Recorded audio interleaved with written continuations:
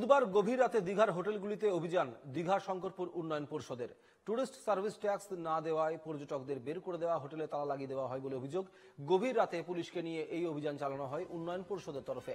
ঘটনায় ক্ষুব্ধ হোটেল মালিক অ্যাসোসিয়েশন ও সংশ্লিষ্ট হোটেল কর্তৃপক্ষ। ঘটনার প্রতিবাদে রাতেই বিক্ষোভ দেখান হোটেল মালিকরা। উন্নয়ন পর্ষদের আধিকারিকদের সঙ্গে বচসা বাঁধে হোটেল মালিকদের। গভীর রাতে এভাবে হোটেল থেকে বের করে দেওয়াকে বিপাকে পড়েন পর্যটকেরা। পরে হোটেল মালিক সংগঠনের পক্ষ থেকে পর্যটকদের অন্যত্র থাকার ব্যবস্থা করা হয়। একাধিক হোটেলে দীঘা শঙ্করপুর উন্নয়ন পর্ষদের অভিযান। গভীর রাতে পুলিশ নিয়ে অভিযান চালায় উন্নয়ন পর্ষদ। পর্যটকদের বের করে দেওয়া এবং তারপরে হোটেলে তালা লাগিয়ে দেওয়ার অভিযোগ ওঠে। ঘটনা ঘিরে উন্নয়ন পর্ষদের সঙ্গে হোটেল মালিকদের বচসা বাঁধে। টুরিস্ট সার্ভিস ট্যাক্স না দেওয়ায় পর্ষদের এই পদক্ষেপ বিপাকে পড়ে হোটেল মালিক সংগঠনের দ্বারস্থ পর্যটকরা।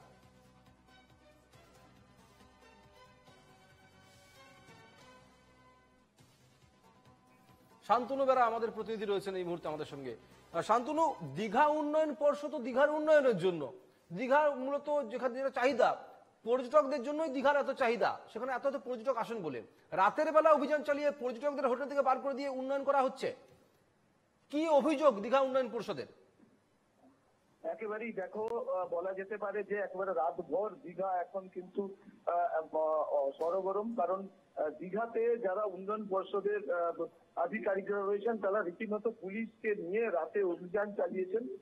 দীঘাতে পর্ষদের অভিযোগ হচ্ছে যে মাথা পিছু যে ট্যাক্স 10 টাকা করে পর্যটকদের নেওয়া হয়, সমস্ত হোটেল এটা দিতে বাধ্য, কিন্তু বেশ কিছু হোটেল এই ট্যাক্স দিচ্ছে না এবং তাদেরকে ইতিমধ্যে নোটিশ পাঠানো হয়েছে।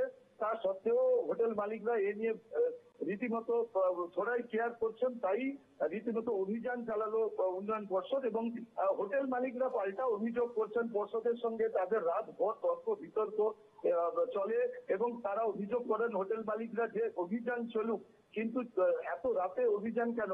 কারণ পর্যটক যারা রয়েছেন তারা বিপাকে পড়ছেন, তারা এত রাতে কোথায় যাবেন? এবং হোটেল মালিকরা এটাও বলেন যে এই জন্য জরিমানা করা যেতে পারে, হোটেল মালিকদের নিয়ে আলাদা করে মিটিং করা যেতে পারতো। এরকম হঠাৎ করে কেন অভিযান চালানো হবে? ক্ষুব্ধ হোটেল মালিকরা রীতিমতো হুঁশিয়ারি দেন এবং বিশেষত যে পর্যটকরা যারা অসুবিধায় পড়েছিলেন তারা কিন্তু হোটেল মালিকদের দ্বারস্থ হন।